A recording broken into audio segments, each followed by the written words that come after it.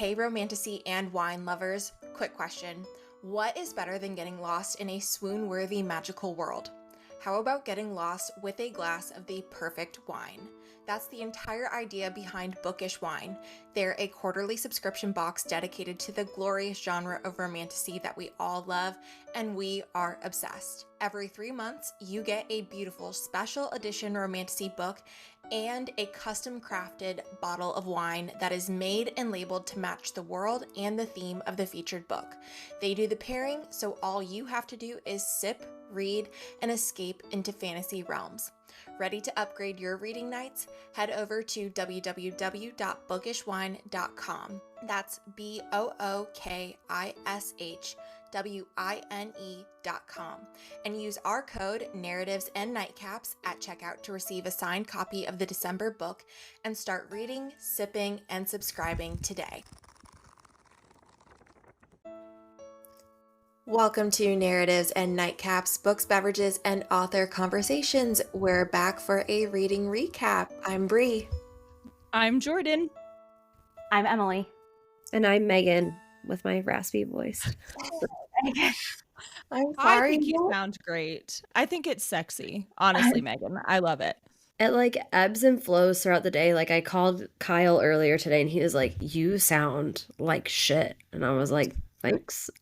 Cool. Just my voice right now. And then like as I like drink more beverages and like feel better, it gets better. And then I feel like by the end of the day, after I've talked to everybody, and then it's back down again. Do you sound worse than you feel? May I ask? I think so. Or is I think so.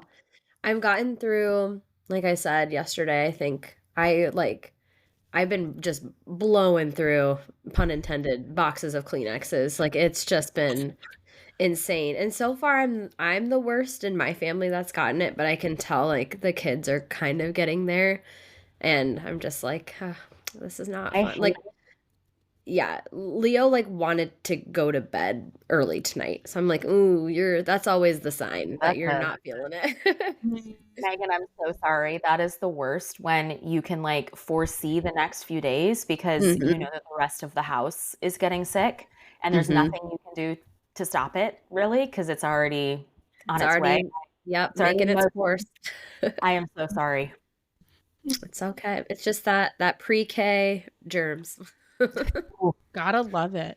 I just gotta say by the end of it, we're gonna have great immune systems because we have to. There has to be a payoff. Yes. Oh my gosh. Yes, there has to be. There has to be a light at the end of this tunnel. 100%. Just keep chugging that liquid IV. Yeah. Yep. That was my fun picture yesterday. We gave it a nod on the Instagram. I felt very well-rounded with what we have, what everyone's been fueled by lately when it comes to their beverage choices. 100%. I felt confident in my choice for coffee. I was like, you know what? The girls got the liquor covered. I'm just gonna. I got my coffee. Yep. Well, we have some books to talk about today. I was peeking at a few and know a few that we're talking about, and I'm so excited. Yes. So we're gonna do a spoiler-free book recap from some recent reads that we've had and our reviews to grow your TBR. Megan, you want to get us started? Yes, I do. So my first book is Adelaide by Genevieve Wheeler. And Brie, I know you've been wanting to read this one. Has anyone else read this book? You did read it? Mm-hmm. Okay, so I want to know what you thought too. But okay. Sorry. So like the second you said it, and I was like, God, and you're like, have you read this yet? And I was like, no, but it's been on my TBR for a long time. And the second you said it, I was like, okay, I'm just gonna read it. Just do it. Yeah, just read it. It was a pretty quick read, I thought too. Yeah. But this was for my in-town book club. This was our book last month. And so I wanted to bring it because also I feel like this type of read is right up my alley with, I like a good sad story. So this is one of those. Okay, so the recap, thanks to Goodreads. For For 26-year-old Adelaide Williams, an American living in dreamy London, meeting Rory Hughes was like a lightning bolt out of the blue. This charming Englishman was the one she wasn't even looking for. Is it enough? Does he respond to texts, honor his commitments, make advanced plans? Sometimes, rarely, and no, not at all. But when he shines his light on her, the world makes sense, and Adelaide is convinced in his heart he's fallen just as deeply as she has. Then, when Rory is rocked by an unexpected tragedy, Adelaide does everything in her power to hold him together, even if it means losing herself in the process. When love asks too much of us, how do we find the strength to put ourselves first?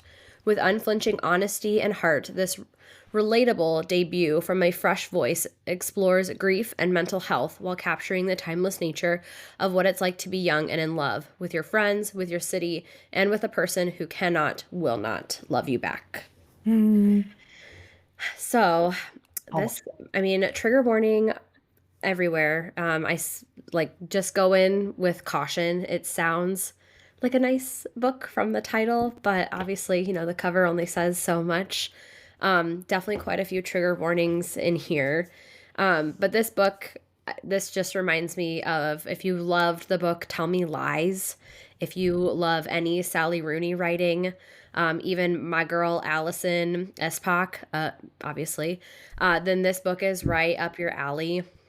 This is definitely just a very hard-hitting, deep novel that it reminds me a lot of, and I think I've brought this up before, Too Much. Has anyone seen that yet on Netflix? It's out there? Not yet. Not yet? I think Okay. it's on my watch list, though. It reminds me a lot of that as well, where, and funny enough, that story is also an American who's living in London now and falls in love with seemingly the exact wrong guy. That storyline takes maybe a dramedy kind of turn. This one just stays pretty dramatic and sad the whole time. No comedy. But what I love the most, I think what really shines through this novel, and I think that the recap does a really good job of that, is despite this really, really hard love that you're going through with a person, this one person, there's a lot of love in this story, from friends, from her city, as it was said, from her job, from just a lot of support that I think really does shine a good light on the support system that you can have, especially while going through a mental health struggle. But this book is definitely a really heavy hitter for being such kind of the illusion of a love story, if you will. So, Brie, what did you think of it when you read it? No, I think that that's really well said. So, part of the reason I wanted to read it, well, not only because of that, but then when you were reading it, I saw everyone talking about how it's very normal people-esque and Sally Rooney, and I think everybody knows this. I love Normal People. It's one of my favorite books, and I think the show is unbelievable. This is, for me at least, this was one of those books where, in a tragic, romantic way, I felt like this was another version of my life, or a path that it could have gone down. And even in so many ways, there were things that Adelaide, the character, would say that I was like, you're saying things that I've always wanted to say, but never actually had the words to say. And so it's very relatable. That's also very sad to say out loud. Yeah. So it's very, very relatable in that sense. And I mean, not just that, there were so many things that I think a lot of probably women our age can see a piece of them in Adelaide. And in one sense, that makes it a beautiful read, and in another sense that makes it really hard and sad. But I mean, there were other things too, not just from the mental health struggles that she's going through that I appreciated, despite how difficult of a topic it is, but even just her career path too, and being in this city and wanting a certain career path and it not working out that way because of finances, getting another job, whatever you want. but still having like these other dreams and things, and sort of that like what if question that a lot of Mhm. people have about their life. So um I really like did a lot. I mean, I think too, like you said, lots of trigger warnings, definitely go in just with a bit of caution.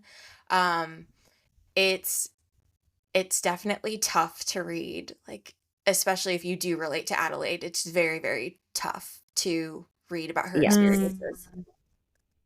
And I think I do like that even the recap said it was relatable, because I think even if you haven't gone through exactly that type of scenario, there are definitely bits and pieces of her life that are revealed that are all, I think, relatable in some capacity, so that you really find yourself feeling even more deeply for this character.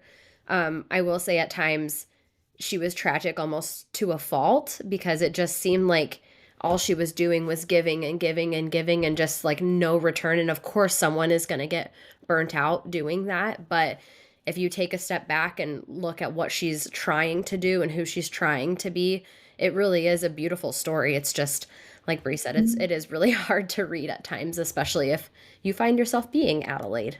I know I saw in some reviews too, like it's not a love story. And No. I think there maybe it's like gone now, but a while ago or when the book first came out, there was a lot of context out there that was like positioning it as a love story, and it's not a love story. Whereas like I would say, and I know some people compare it to like Normal People, and if you are looking at it from the relationship, like between not just the friendships, but like that the core relationship of the story, if you're looking for the Normal People esque, like it's not that. It's a similar style And to Sally Rooney's storytelling, but it's not a love story. No. yeah. I would say that's where I feel like it related to more of like Tell Me Lies, if anyone has read or seen that show, because it is very turbulent, very, I would say, borderline abusive in terms of just like emotional capacity. And I feel like that's where I strongly felt that tie between those two stories, because it's a hard one to like almost, I mean, just even as like if you were to be friends with Adelaide and like see her going through that, it's kind of just like, oh my gosh, like I wish you could see this from an outside perspective and how like unhealthy it is, you know? So Yeah. not to give too much else away, because I feel like we've talked this book into the ground, but Well, no. I recommend it. I loved it, but And the only comment that I was going to make was just when you're in those emotional entanglements, right? And that's where the relatability probably comes from, just from hearing you read the synopsis. Like I know exactly who I was at 26 and who I was in that emotional entanglement with, and that type of situation, and we all can find that relatability in that. mhm. So I look forward to picking this one up. I do. Yeah. I think that And if one's you don't, that's okay. I understand. Okay, turning a pretty weird corner here. My next book is All the Beautiful Lies by Peter Swanson. Anyone read this one? No, no. Okay. no. Okay. This is my first book by this author. So here goes the recap. Again, thank you, Goodreads. Harry Harry Ackerson has always considered his stepmother Alice to be sexy and beautiful in an otherworldly way. She has always been kind and attentive, a little aloof in the last few years. Days before his college graduation, Alice calls with shocking news. His father is dead, and the police think it's a suicide. Devastated, Harry returns to his father's home in Maine. There, he and Alice will help pick each other up. What? Help pick each other up. Well, Goodreads, this is not a very good sentence right here. Pick each other up and the pieces of their lives and uncover what happened to his father. Shortly after he arrives, Harry meets a mysterious young woman named Grace McGowan. Though she claims to be new to the area, Harry begins to suspect that Grace may not be a complete stranger to his family. But she isn't the only attractive woman taking an interest in Harry. The sensual Alice is also growing closer, coming onto him in an enticing, clearly sexual way. Mesmerized by these two women, Harry finds himself falling deeper under their spell. Yet the closer he gets to them, the more isolated he feels, disoriented by a growing fear that both women are hiding dangerous, even deadly secrets, and that neither one is telling the truth. So, this one, just finished the other day. Read Mrs. Robinson. / that's a movie. But yeah, get that vibe in your head. Yep. This is a 100% Mrs. Robinson scenario. If you're not comfortable with that type of storyline, don't read this book. Not for you. Yep. Move along. It was really weird listening to or reading this book because I'm also listening to an audiobook that is along very similar lines. And the other book is a lot worse than this one. So it was just kind of weird, like going back and forward there. That's my own side note. This novel was really strange, in my opinion. I felt like some of the characters were very underdeveloped, like Harry, who's supposed to be kind of this core main character that you're following. I feel like I didn't really get a good read on him. I don't know. I just know he was like trying to figure out his dad's death, but that's about all you can figure out about him. The real people that you needed to watch out for showed all of their true colors, and they were highly developed, so could be on purpose. This book flip-flops between a now and then point of view. So you hear about the unfolding of Harry's father's death in the now chapters, and then in the then chapters, it flips back to Alice, the stepmom, and her life and kind of her upbringing and her unraveling and why she's turning out to be the Mrs. Robinson that she is. And that is a very interesting story in itself. And then there's also a then of kind of an unexpected character that in the now chapters doesn't play a big role, but in then chapters it does. So just very interesting how it was all laid out. I thought it was really cool to see. I love, a good thriller where everything just kind of gets unfolded and then packaged into a neat little bow at the end. So this is definitely that kind of novel. But I would say it was a little less thriller and a little more just drama. Like, yes, there's the element of this like mysterious death, but otherwise it was just a really dark, weird drama unfolding. So this is one my sister-in-law let me borrow, and she had read it and she was like raving about it. And then she let my mother-in-law read it. My mother-in-law was like, I don't get it. So then I read it and I was like, well, I could see why each of you is probably maybe the right or wrong audience for this book. So yeah, so I have mixed feelings. Yeah, I have mixed feelings about this. I would just say yeah, it's a very strong Mrs. Robinson scenario like throughout the entire book. So again, if that's not for you, don't read this one.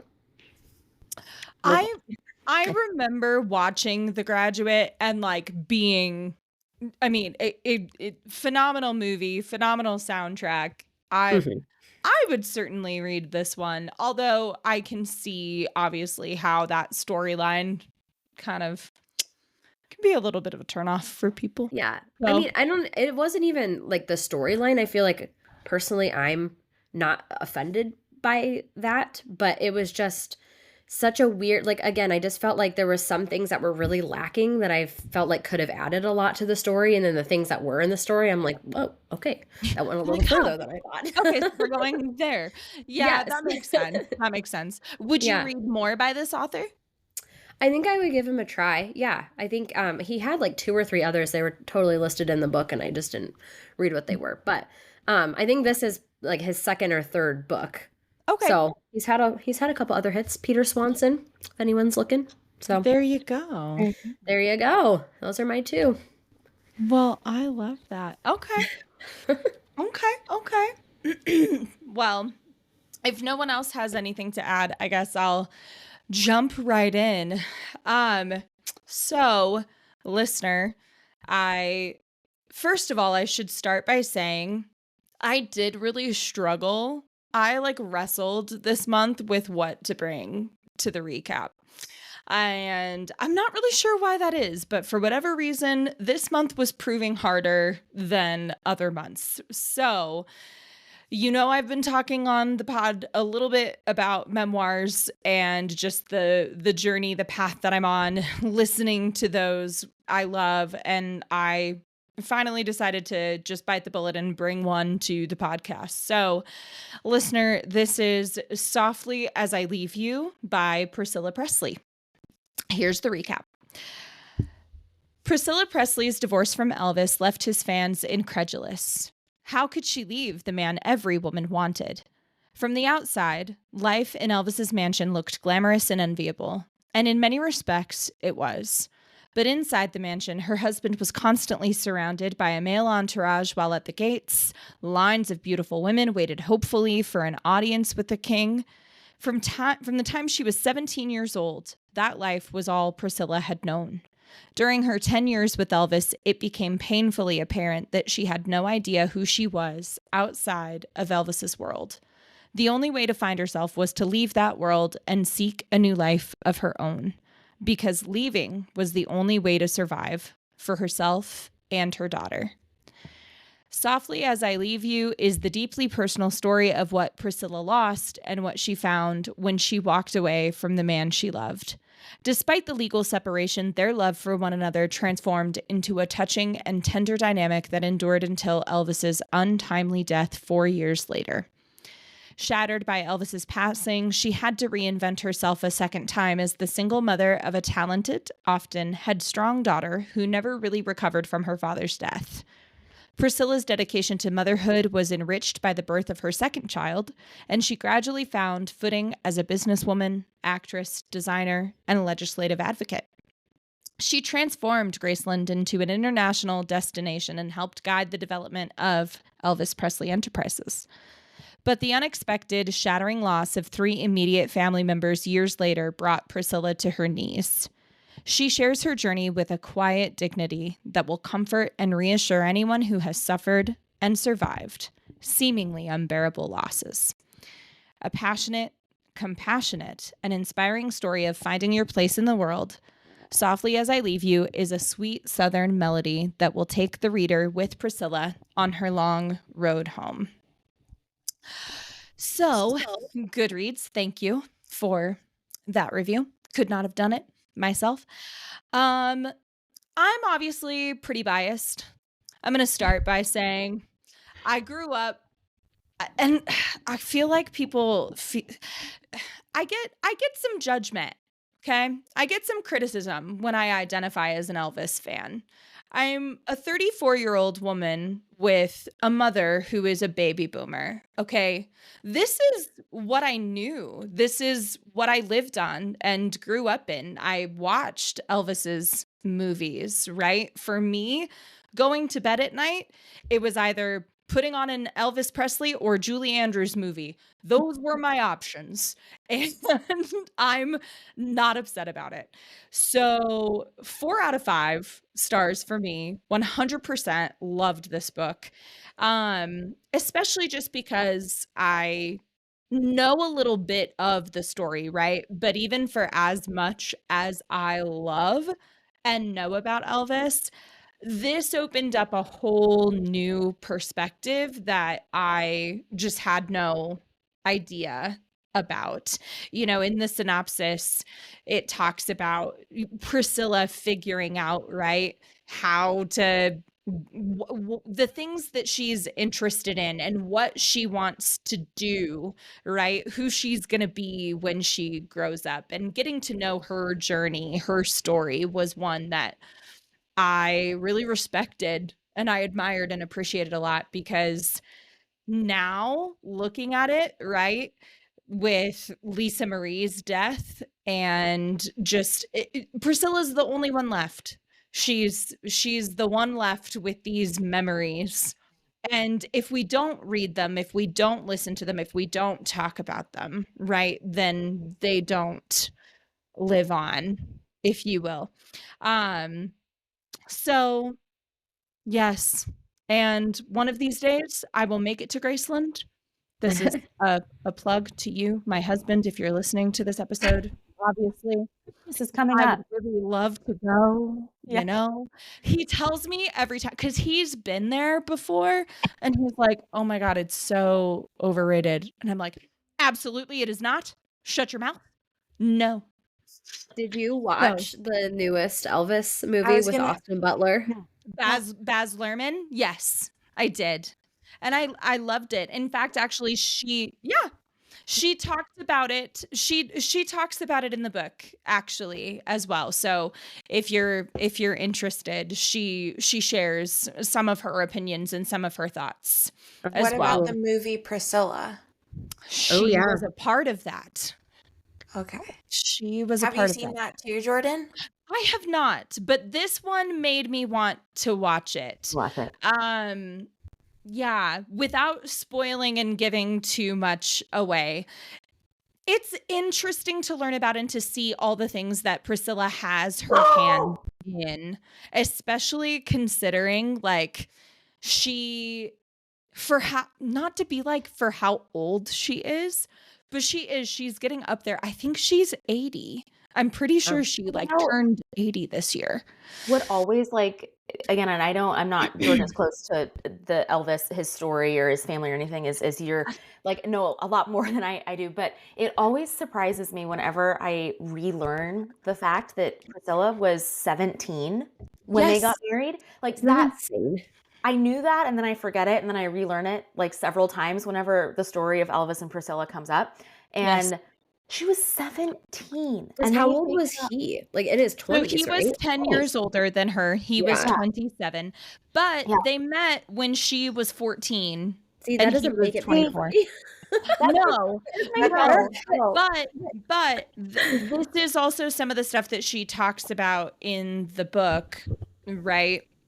Her family really kind of entrusted her to Elvis. I know, but you hear about those going so wrong too. Like there's so many. Oh man, I know. I just it blows because I think, like you were saying, she's had an incredible life, a beautiful life. I don't want to say it started at 17, but she and Elvis were married at 7. Like that's an incredible amount of time. To be supporting, living with his legacy, her own legacy. It blows my mind every time that fact resurfaces in my life. And again, with memoirs, listening to them, right?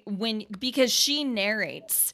So listening to her talk in her own voice, right? About both Elvis and Lisa Marie and again, just these facts about her life that like I had no idea. In fact, actually, I had no idea that this book was out there until my mom was visiting earlier this year for my birthday, and she actually had the book and she was reading it. And I was like, is that new? I had no idea she came out with another one because years ago, Priscilla wrote Elvis and Me. Mm-hmm. That was like her first memoir or whatever. And I was like, is this new? Is that older than that? I have no idea. And I saw my mom reading it and I thought, oh, okay, I've got to look into this one. And of course she also narrates it. And so I told my mom, I was like, no, I'm not, because my mom asked me if I was going to like buy a copy or whatever. And I was like, no, like I want to listen because I like listening to people's stories when they tell them. And she's been through a lot. So highly, highly recommend if memoirs are your jam, because it was very good. It was very, very good. So anyway, all right, I'll shift gears here a little bit. This one for sure, I knew that I was going to bring to the podcast without a question. So listener, this book is getting all the buzz right now, and I'm going to tell you it's worth every penny. This is The Correspondent by Virginia Evans. Throughout her life, Sybil Van Antwerp has used letters to make sense of the world and her place in it. Most mornings around 10:30, Sybil sits down to write letters, to her brother, her best friend, the president of the university who will not allow her to audit a class she desperately wants to take, to Joan Didion, Larry McMurtry, to tell them what she thinks of their latest books, and to one person to whom she writes often, yet never sends the letter. Sybil expects her world to go on as it always has. A mother, grandmother, wife, divorcee, distinguished lawyer. She's lived a full life. But when letters from someone in her past force her to examine one of the most painful periods of her life, she realizes the letters she has been writing over the years need to be read, and that she cannot move forward until she finds it in her heart to offer forgiveness. So, oh my gosh, this one was a 5 out of 5. It is absolutely going up as like one of my top favorite reads of the year. It was beautiful. I absolutely loved the storytelling through letter writing, through emails, the various correspondence. It all had this element of making it so enchanting. And it also just brings to light the dying art that is letter writing, right? I think that we were probably some of the last generation. I don't even know if they teach anymore how to address an envelope. I have no idea if that's a thing that's learned in school anymore. I know I learned how to do it along with writing cursive, right? But these are not things that we educate on anymore. And I just thought that this book really shed a beautiful light on all of that. And it takes some really great kind of twists and turns through all of the letter writing, right? Another really great audiobook as well, because there's multiple voice actors for each of the different people that are corresponding, right? So there's Sybil, there's her sister-in-law, there's her ex-husband, there's the customer service guy that she's emailing. So you get all of these voice actors coming into it too. And I absolutely have no complaints about any of them. I thought that they all did a really, really beautiful job. So this is definitely one worth picking up as well if any of that interests you. And it was an easy listen. I think it was also like I'm pretty sure it's a short book. I want to say the audiobook was like less than 7-8 hours. It wasn't very long either. So that It is sounds like such a great book. And I have a funny story. You talk about like Please. letter writing, right? And Yes. are they teaching this in school? I don't know yet. My oldest is in preschool, so stay tuned. I'll keep you posted when we get into that. Me too. But no, it's funny that my mom had this tradition every Christmas that in our stocking, one gift that we would always get, because I have two sisters, is thank you notes, like a box, to write thank you notes for like, our Christmas toys from family. And so after we had Christmas morning, we always laughed at, she picked out different prints for us. Like I got one, my sister got another, and so on and so forth. But we could not play with the toy unless we wrote the thank you Until you note had your thank you and card. exchanged the thank you card like to her, like Oh addressed my and everything, gosh. and then we could get the toy to play with. Like we could I open it love and that. be all excited, but it became a total bartering system on Christmas afternoon in our house. We would like, how quickly could we write out our thank you notes, address it to pass mom standard so that we could unlock the toys that we had just received? Oh my gosh. That was like, love I that. remember Emily, not to that Yeah. extent, but that was like the most dreaded thing after birthdays, Christmas. Because my mom, she wouldn't withhold things, but it was like within that week, we needed to have written the Yeah. thank you. And I swear after a while, it was just like, thanks for letting me play with this. Like, thanks for getting this for me. Can't wait to play. Yeah. What else are you supposed to say? Yeah, she didn't start withholding, but I think we like tried to fight it. It escalated to a point where Yes. like she had the trump card, right? You know, That's to like amazing. I love so that. That's too I laugh. funny. So we all like thank you notes. I'm like, I will write my thank you note. Yeah. It's become ingrained deeply. So triggering. Yeah, exactly. So Emily, will you make your kids write thank yous? That's a good 1000%. 1000%. That is one trauma As that you I'm should. not going to stop Wait. with. No, because listen, no. Because here, honestly, I like that you asked that question, Megan. And here's my other shameless plug. Husband, listen, if you're listening, I would like more letters. Absolutely. Yeah. Oh, there you go. 100%. And if you're teaching them young, Emily, those boys, I'm just telling you, that's a strong move. That's a man with a Well, strong game that can write a letter. right now, I of course write it because we're not there yet. But I at least have him do, my oldest that is, do a scribble like Yes. on the Or like right, draw a picture. draw a Yes. picture or like do something. Yeah. Now, this There might you be more go. of an etiquette question, but if Okay. the gift giver is in the room, do you still make them write the thank you? Ooh. Oh.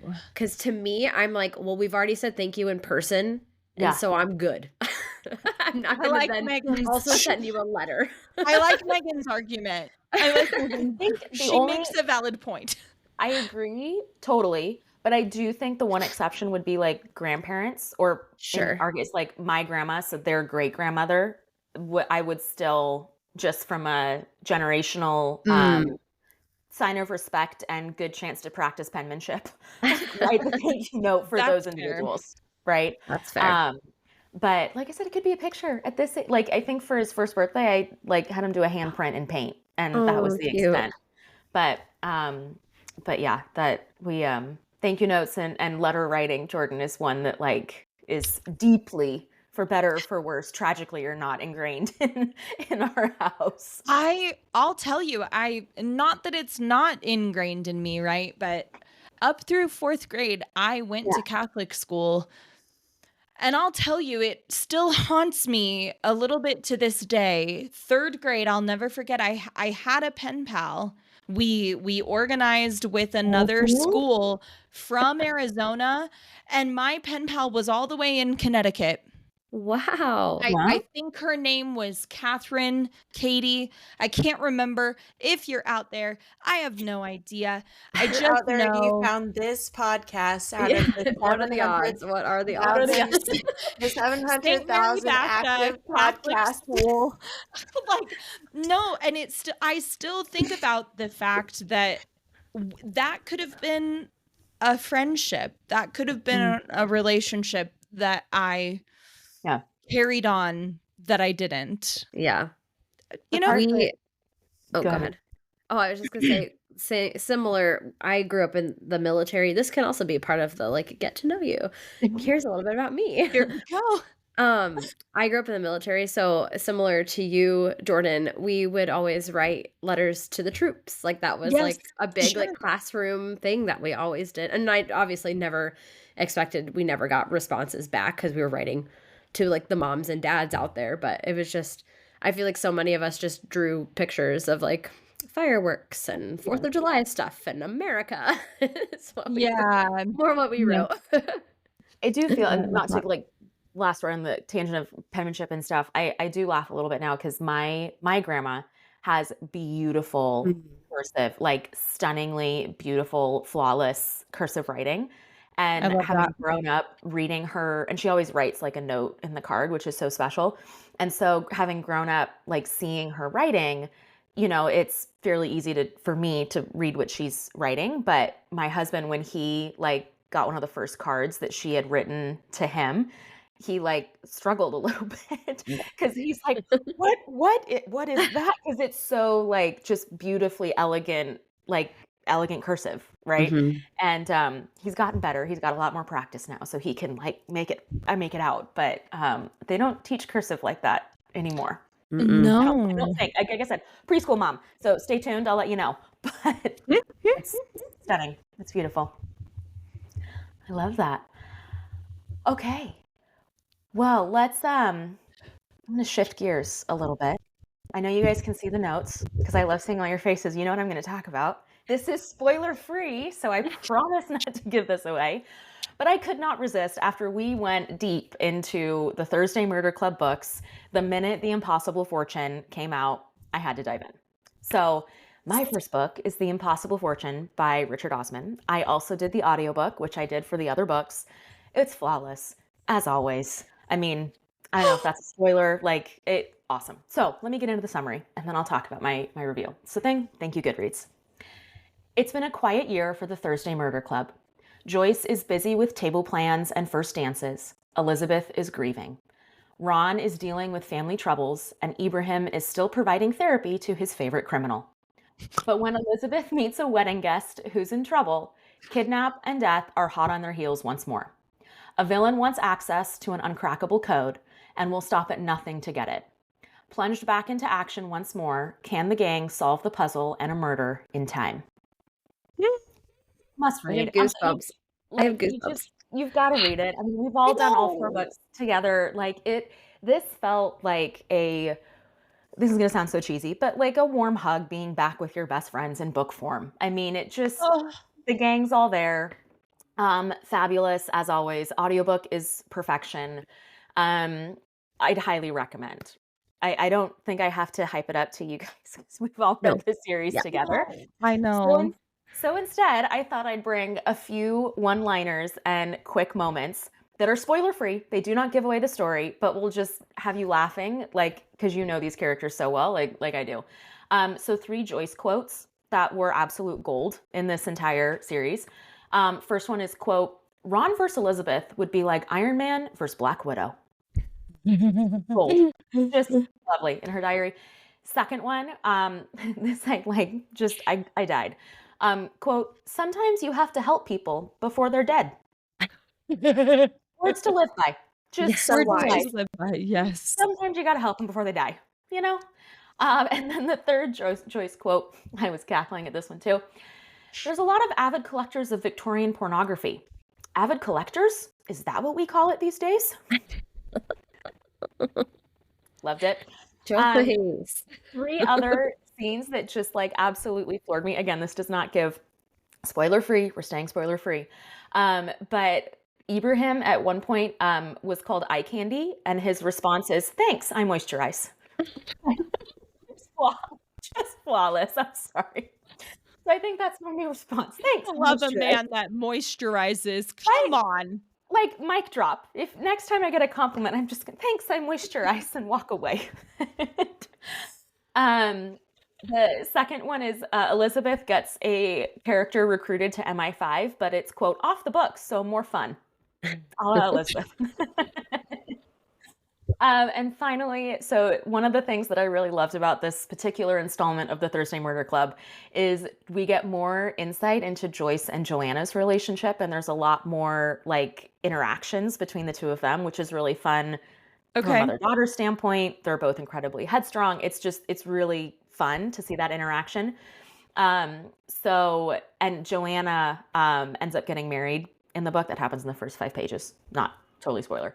So at one point, Joyce and Joanna are arguing about the definition of a small wedding versus a large wedding. And they go on for about 10 minutes about which is a small wedding, which is a large wedding. The correct answer to both is 200 people, in case you were wondering. Well, there you go. Who was which side? Joyce wanted the large wedding with the dancing and the pomp and circumstance and the whole thing. And Joanna wanted just a small wedding with the essentials. And after about 10-15 minutes, they both realized that the answer to what is a small wedding and a large wedding is 200. That's 200. The only answer. Yeah. There you go. Perfect amount. Oh, you're really making me want to read this one. I know. I need to. So do it.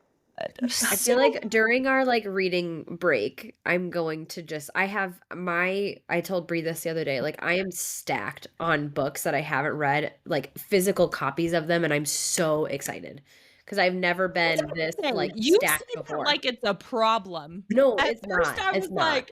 What? No, where's the my little nightstand back here has it's hidden, but I swear I have 12 books on there that I'm gotta dive into. Can't wait. I love it.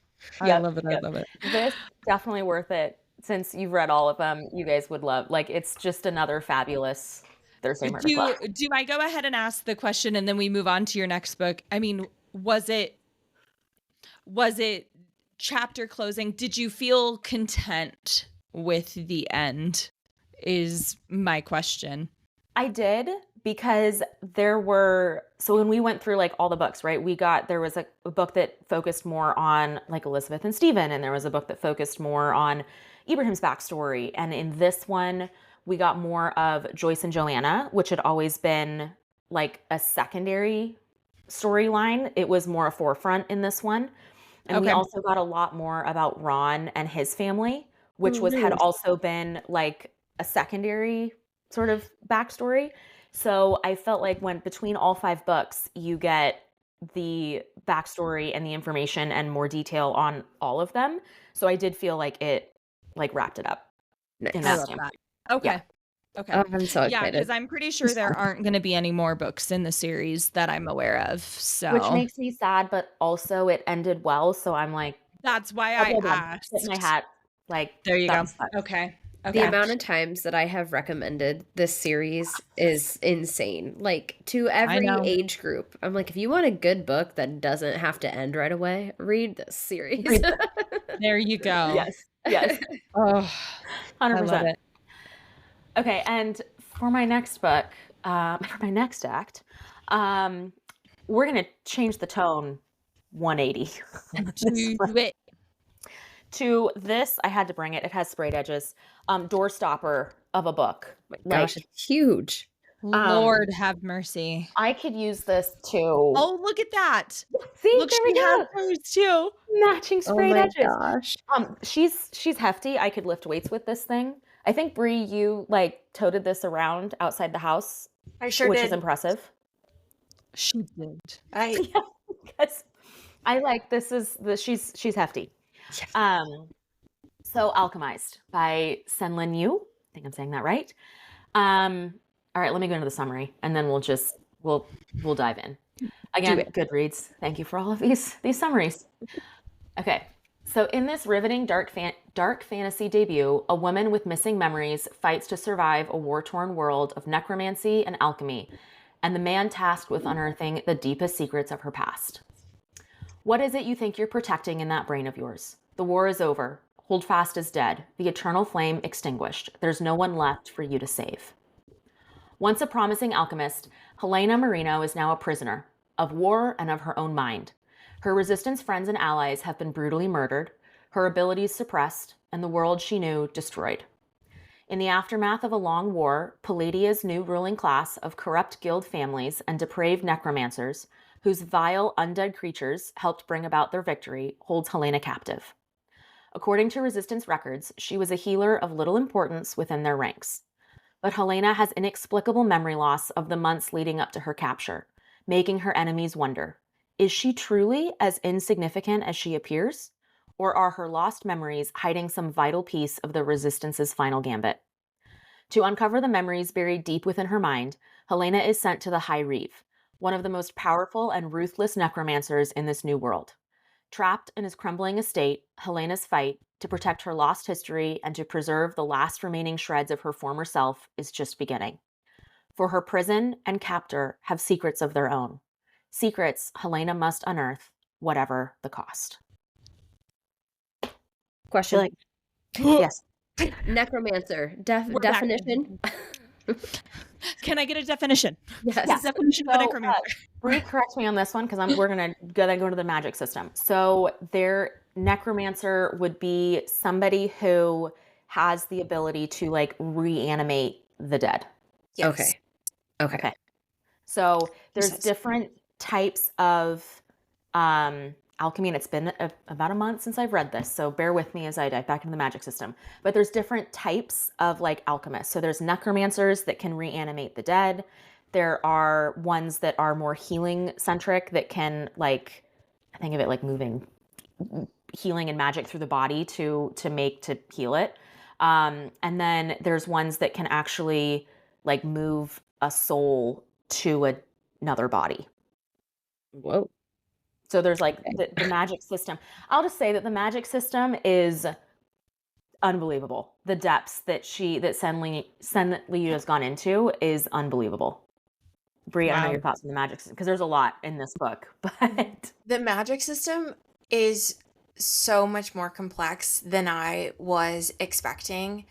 I Yeah. would say, and this is just my perspective, but when we first started reading it and I was texting Emily about it too, I would say you kind of just have to go along with it at first Yeah. and recognize that you're not going to fully understand how it works until like halfway through the book. Um, you sort of have to, I don't want to sound overly cheesy, but you sort of have to like experience it and experience it with the characters to then see what's really going on and understand the intricacies of this world that's been created, because I truly did not get it for the first half of the book, and then it was probably about halfway through that I felt like it was really starting to click how everything worked. But all that to say, I don't see that in a way to be it's not meant to be intimidating. I was incredibly impressed by it. Um just with Yeah. how layered and how much depth there was to that magic. But I do feel like it's probably good to go in with those expectations and not over analyze how it's working, because I think you start to figure it out the more that you read. Mhm. I think it's one of those that, so first of all, this is like a 5-star read. This is probably one of my top books of the year. Highly recommend. Okay. I will say though, trigger warnings abound. This is a dark fantasy. I dive in, but just know what you're diving into, kind of thing.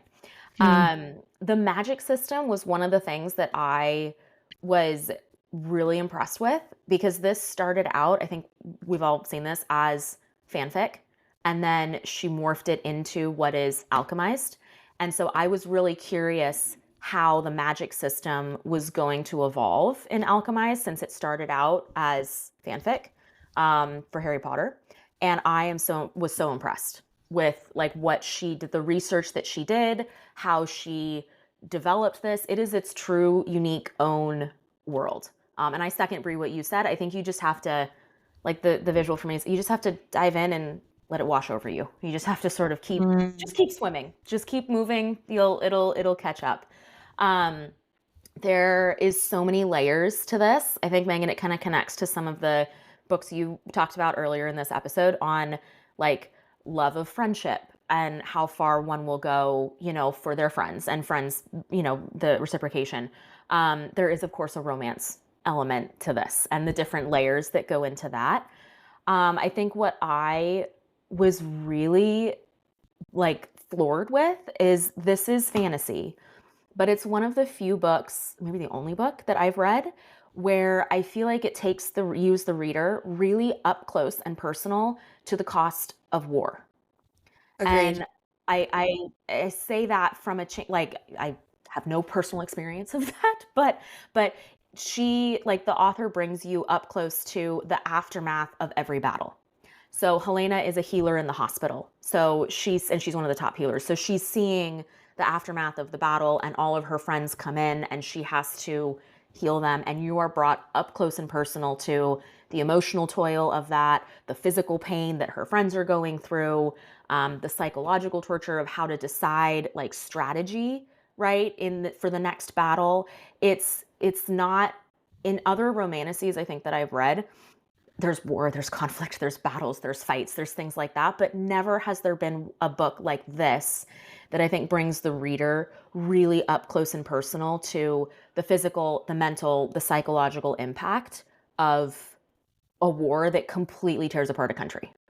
Even though the country is in a fantasy world and there is magic and there's like all these extra creatures around it. But I don't know, Brie, your thoughts on... No, I think you nailed it. And it is fantasy, but then that aspect of it also makes it so dystopian too, Yeah. and in the way that the story is told. But it's the fact that it's a dark fantasy, like, can't be overstated.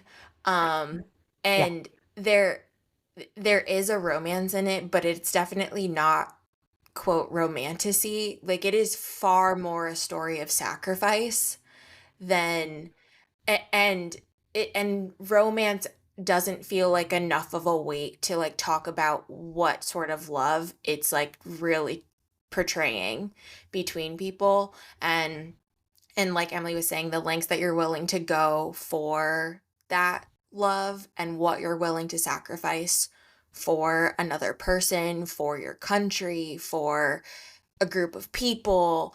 Like it is, to me, it's such a powerful story. And the ending of it, I'll never forget.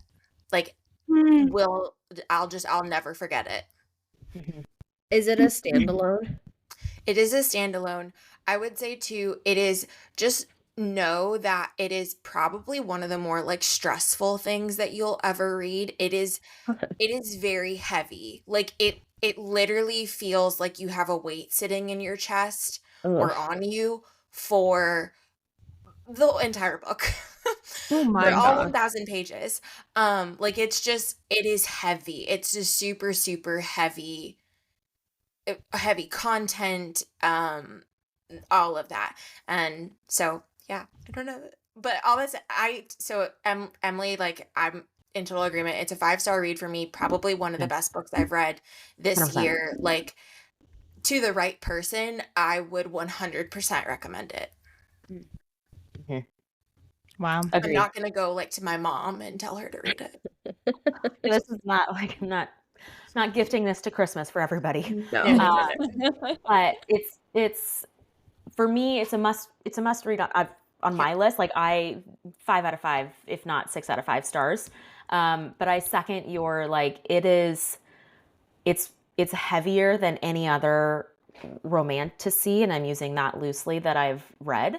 There would be moments that I would read like 50 pages or 70 pages or so and have to just walk away and like put it down for a minute.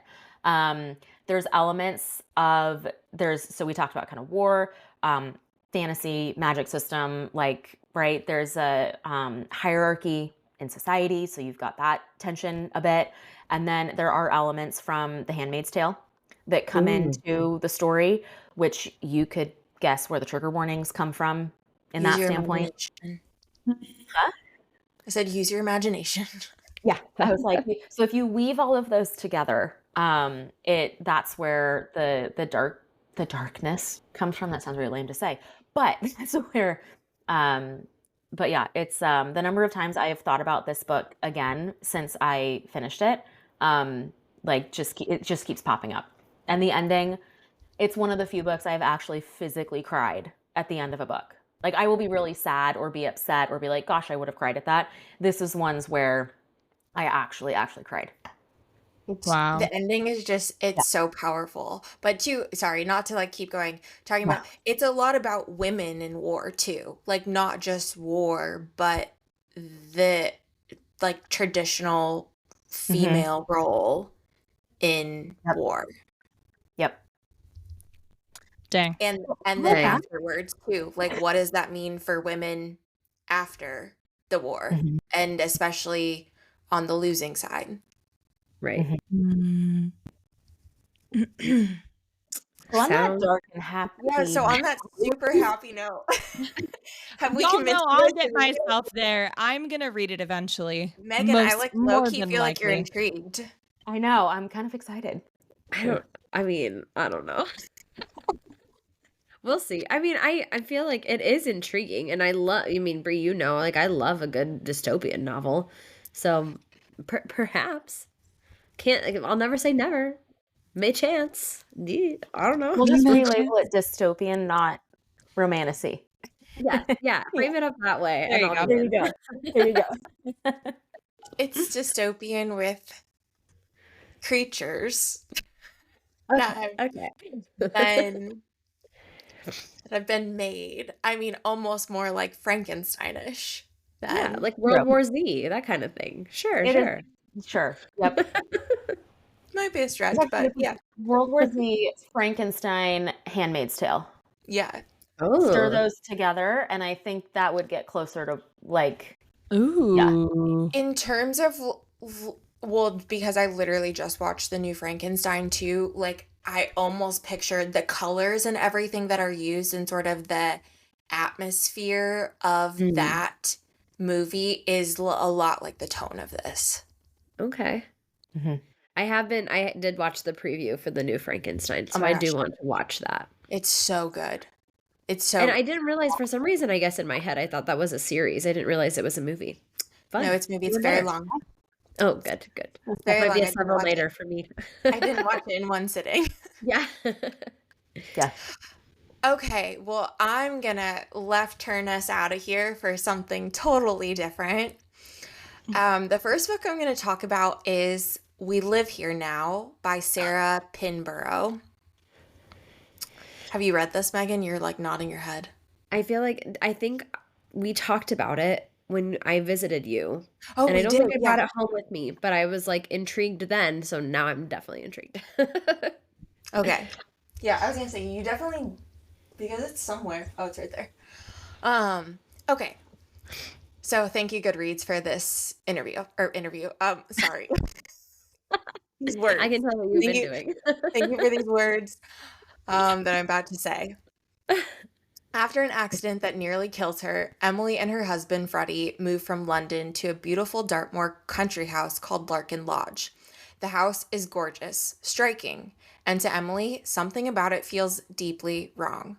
Old boards creak at night, fires extinguish, and books fall from the shelves, all of it stemming from the terrible presence she feels in the third floor room. But these things happen only when Emily is alone, so are they happening at all? She is still medically fragile. Her post sepsis condition can cause hallucinatory side effects, which means she cannot fully trust her senses.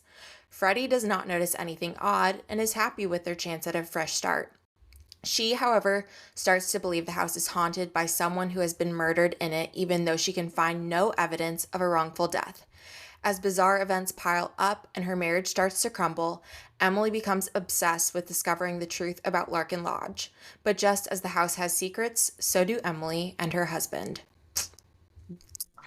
Dun dun dun. Dun dun dun. Okay, so Sarah Pinborough is also the author of Behind Her Eyes, which I think is the book she's actually like really known for and is a limited series on Netflix if anybody has watched it.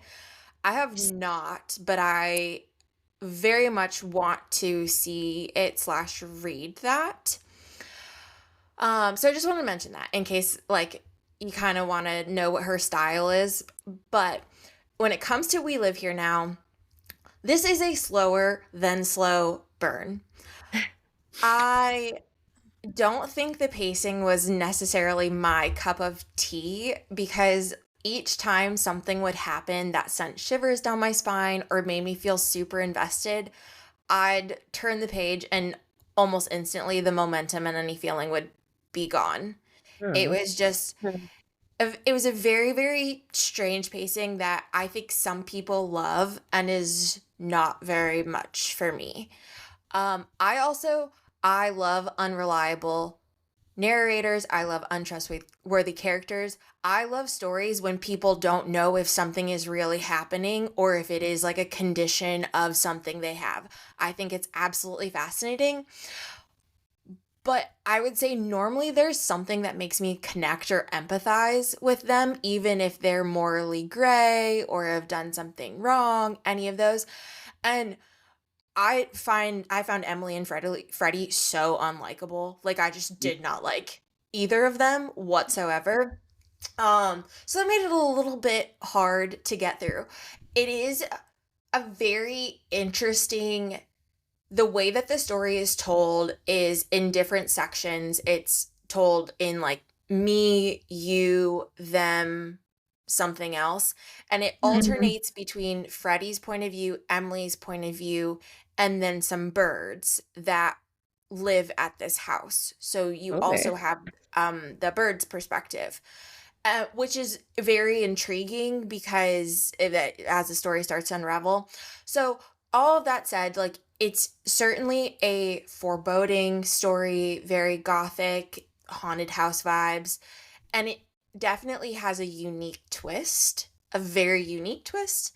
So if you're looking for like a mysterious, atmospheric read, I would say it's a good option. If you like more of the slow burn storytelling structure and style, if you're looking for like an edge of your seat thriller, this isn't it. Is that fair? Not expect you to say like Emily's protective phrase and the birds. That was Yeah, the bird. birds. Okay, all right. Yes. So that's that. I feel like it's like trying to be The Haunting of Hill House, but just not quite there. You know what A I mean? little bit, yeah. It Yeah. it felt like that. And so here, all like there are people that love this and love the storytelling style and everything with that. And I felt more like the pacing was just the hardest part for me because there was something would happen and I was like, oof, oh, okay, like gotta know what happens. And then I kind of got to a point where I was like, all right, at this point, I just need to finish this and I need to find out what's going on in this house. Like what are we working with here? Is it just like a bunch of like little mini climaxes, but it never gives you like that full Like point of pretty view? much. Yeah. Interesting. Okay. Yep. So then when I had about 100 pages left, I literally sat down and I was like, I'm not getting up until I finish this book. So this is done. Was the twist satisfying, or were you just like, oh, this is weird? It's a weird twist. It's Okay. very unique, in my opinion. I guess I'd never. Unique in a I'd- bad way, or you? No, not in Did a you see it bad coming? way. Was the twist satisfying? And I asked, did you see it coming? Oh yeah. Oh, I feel like I had somewhat figured it out by the time we got there. But was it satisfying? Sure. I don't know that this is a book that you read and feel satisfied. Like it's one of those stories that it leaves it open-ended, but you know there's nothing else coming. But there's no Okay. closure. Okay. Or no real Okay. closure, I should say. Okay. It's one of those stories where like, how do I say this? It leaves in an ending where you're like, okay, the cycle's going to continue to repeat itself. Oh, see, and that was Beautiful Ugly. When I think I recapped that here. You did, yeah. Yes. That was very similar. That's a really good way of putting it. Is it's a cycle that I think will continue to repeat. Yeah. That yes, good point of view there. Okay, we're gonna end on a happy note because I feel like we've had some real downers this episode. some downers, but we're like, read this book. It's gonna wreck you, but you should read it. But you'll like it, but it's horrible. That's all reading. I don't know. Maybe It that's is. like me, but I go for the darker, like harsher stories in the fall because you can like, I don't know. It's a vibe. For sure, it is the vibe.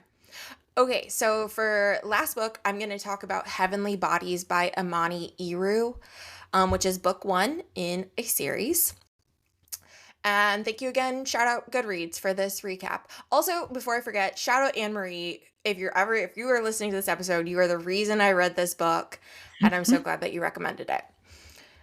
You know the most dangerous kind of villain? A woman with nothing left to lose.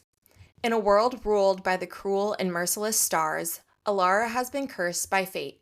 A prophecy promises she will fall for a star, but that it will kill them both. So when Ariat, star of wrath, war, and chaos, descends to wreak havoc on Alara's kingdom, she flees her home, the kingdom of night, for the neighboring Helios, kingdom of light, and strides straight into the arms of an enemy prince. Fearing that Ariat might turn his sights to Helios next, Prince Lorenzo is forced to train Alara as a weapon, one worthy of battling against the tyrannical reign of the stars. But there are shadows even within the Kingdom of Light, and they threaten to reveal the darkness in Lorenzo's past and the ancient magic that slumbers in Alara's veins. And when it all went blah, blah, blah, blah, and with it all comes an undeniable star-crossed pull between Alara and Lorenzo that neither can seem to resist. So I said, clearly I'm very much in my like fun romantasy era because right now I like being swept away into another book another world. This world's scary. The fake ones aren't. Even though there's like a lot of death and scariness there, they're less scary. Hey, I don't know. Alchemized sounded rather. Yeah, accept that one. Accept Alchemized. Alchemized is the exception. Alchemized is the exception, but still 100% worth it. Um, for this one in particular, I absolutely love the celestial astrological world ruled by stars, which kind of gave me Crescent City vibes with that a little bit. Love it. And I'm personally a bit of a sucker for a story that is like a prophecy and people trying to outrun fate or change it or even like understand what the prophecy means, but it's so much of a riddle that they don't fully comprehend it and they're trying to. And of course, that plays in so well to the star-crossed lovers theme with this book. This one is fast paced, drops you right into the action. There's excellent banter, badass training and powers, and some pretty surprising revelations. You guys were asking about, like, did I see in the last book? I know, totally different genre. Did I see it coming? This one, I did not see it coming. Like, the gasps I gasped at the end of this in the final chapters because I was trying so hard to figure it out. Literally, when I was reading it, I was giving predictions to Jared because I know that that's what he looks for in his day-to-day life. He's like, "Tell me what you're reading," and I tell him. I know that it's like what keeps him going. So I was making all sorts of predictions. Like, Giver. Great. I That know. just such a giver. I do what I can. I did not see this coming. So I am so excited for book 2, which is coming out November 27th this month. So here in just a couple of weeks. And we're going to have Amani on the pod. So Nice. I'm super excited to talk to her about this series here very soon. But that's my awesome. review. Highly recommend. Put it on your fantasy TBR. I think that was a really strong one to end with, honestly. Like, I have a question for the group. Please. Okay, because Hand raise. hand raise. Sorry. I've been like deep into the romantasy fantasy. Like this fall and winter is my time to dive deep into that genre. So I'm curious, and maybe more Jordan and Bree, but Megan would love your thoughts here on this too. What like makes a good romantasy fantasy book in your mind? Because I've gone through like 4 or 5 different ones that have different world building. Some are fae centric, some are astrological centric, some have like magic systems that are over here.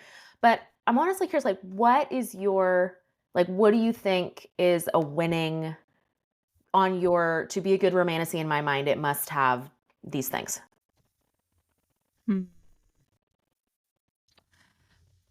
For me, I feel like this is like the anti-answer at the same time. I don't like ones that make me think too hard. Fair. I know that Fair. sounds like that's part of counting the cost for me of Alchemized. We're talking about a 1,000-page book that has some really great depth to it. And I can respect and appreciate all of the world building and all of the depth. I'm not saying that I don't want that.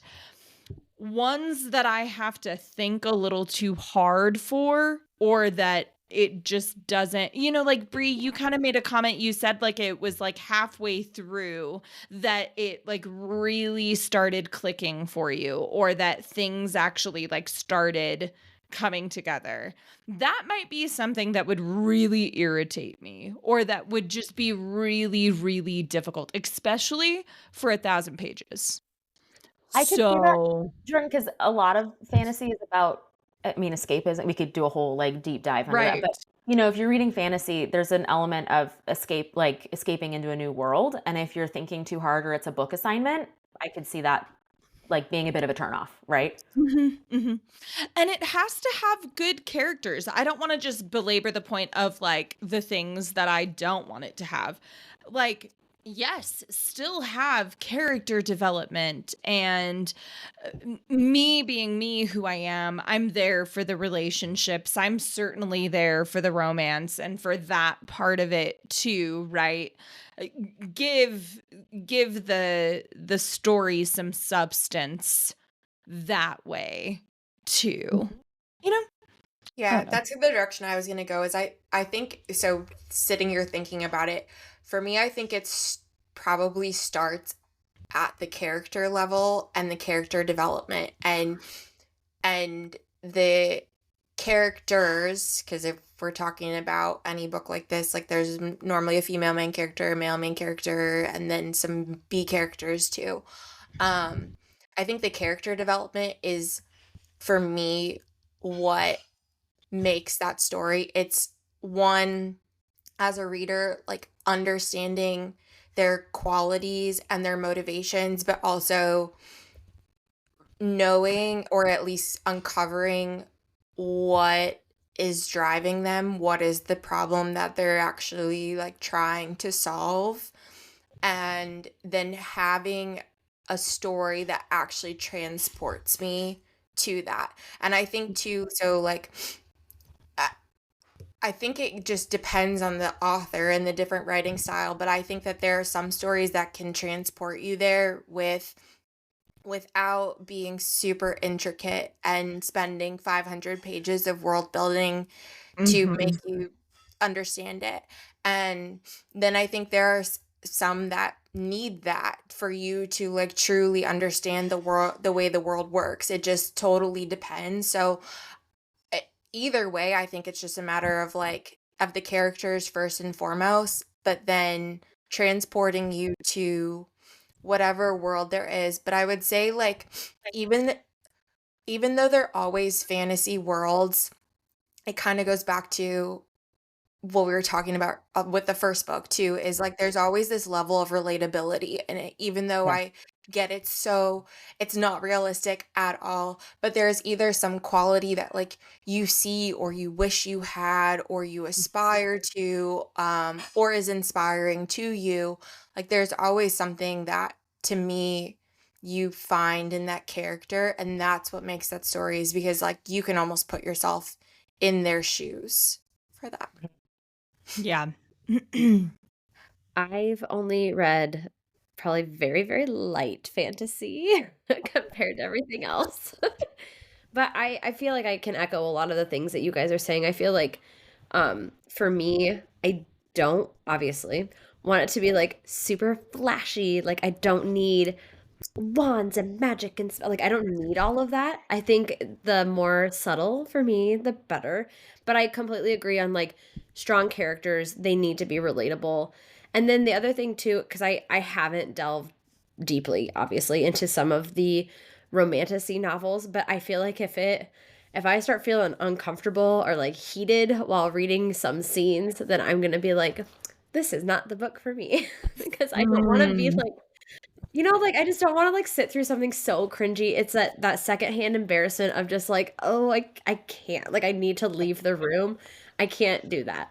I So would say if it's well that's done me. though, you don't get like Yes, cringy. Yeah, if Yes. it's 100%. well, And I think that's true of for any sure. like romance, any Romance. sex scene, Yeah. anything. Like if it's well done, that's fine. Do what you got to do. But if it's like if we're getting, because I watch, all of the TikToks that then get to Instagram because I'm of that generation, that like they'll do those scenes where it's like, and then she bites her upper lip and stuff. And I'm just like, oh my God, like stop talking like that. Like so gross and cringy and just like, it just, I don't know. Like, and of course they're doing it to be funny, but it's like, I don't need that in my Yeah. books.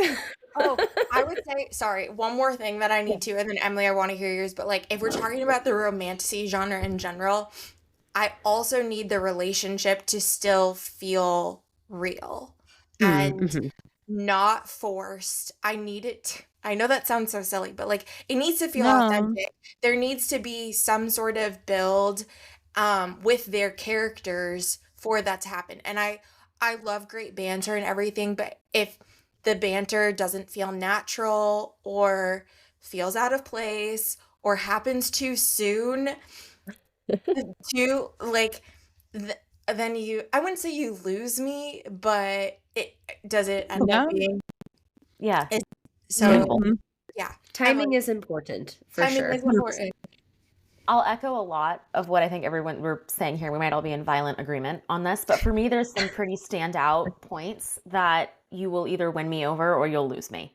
And most of these are, I think, mainly where I am in my reading journey today. I think high school Emily would give you a different answer, and I'm sure Emily as a reader 10 years from now would probably give you a different answer. So this is just my view now. But I totally share it. Characters have to be fully developed and relatable. Specifically, and I think Megan, you brought this up on a previous episode. I need them to also be a little bit older. Like I'm not necessarily loving the fantasies where it's like a 16-year-old is taking on Yes. the entire universe of stars.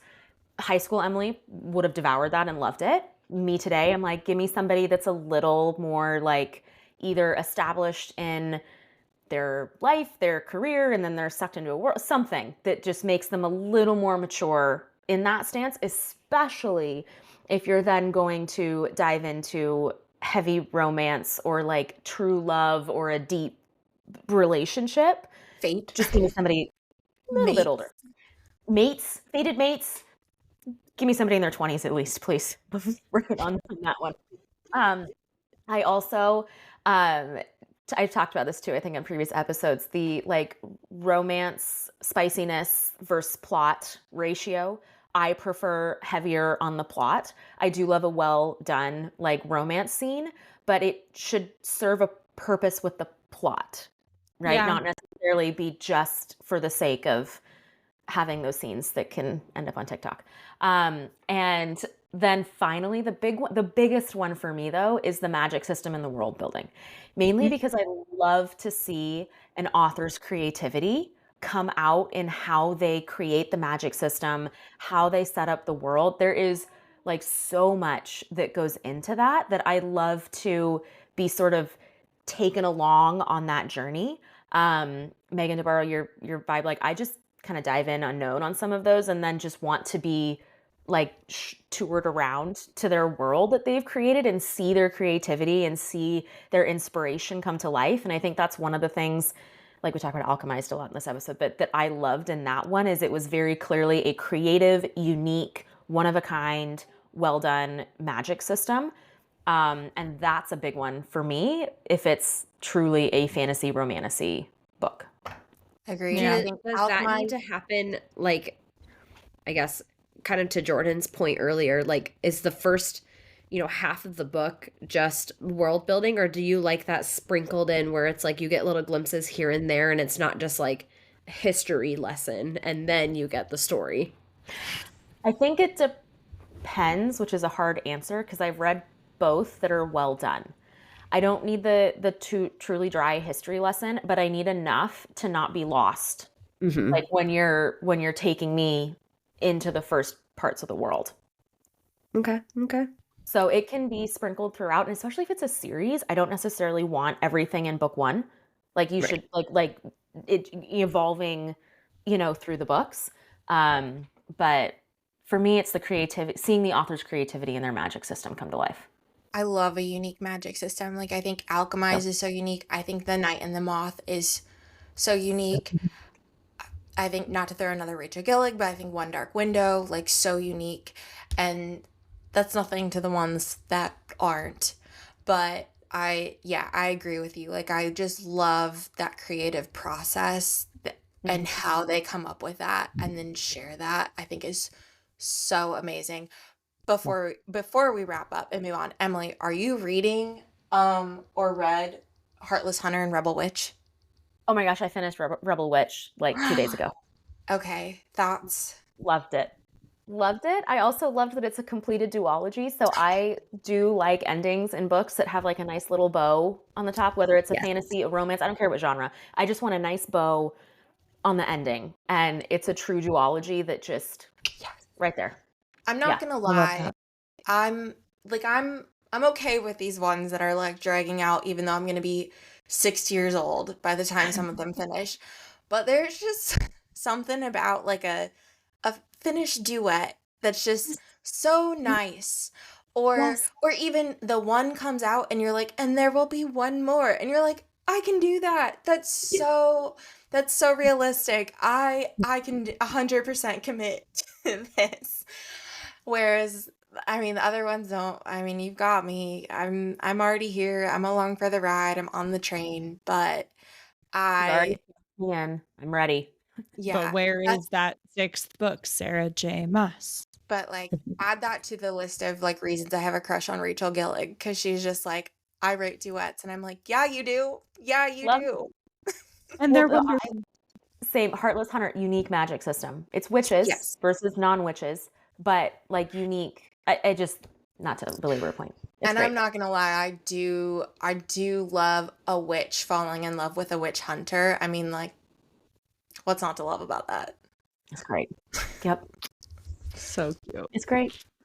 It was wonderful. Oh man. All right. Well, Oh. once again, That note, a great variety, lots of good ones that we chatted about today. So that was awesome. Megan, I hope you feel better soon. no. We're glad Thanks. that you could rally and that you could bring Yeah. some wonderful books to Oh, us thanks. tonight. It was great. yeah. So And thanks so much for listening. As Mhm. always, we hope you enjoyed this reading recap. We'll be back with another one next month. And then check out all of our author interviews and our final book in our series special for the Last American Royals novel coming out this month as well. Cheers! cheers, Cheers. friends. Thanks so much for listening. The Narratives and Nightcaps podcast is a production of The Craft Co. with intro music created by Remington Haynes. Subscribe to the show on Apple Podcasts, Spotify, and YouTube. Follow at Narratives and Nightcaps on Instagram or visit our website, narrativesandnightcaps.com. Sign up for our newsletter to always know what we're reading next, which authors are joining us on the show, and for extra bookish and beverage info. Connect with our additional co-hosts, Jordan and Emily, as well. You can find me on Instagram at Cozy Reads and Sips. And you can find me on Instagram at books.bottles. Cheers! Cheers.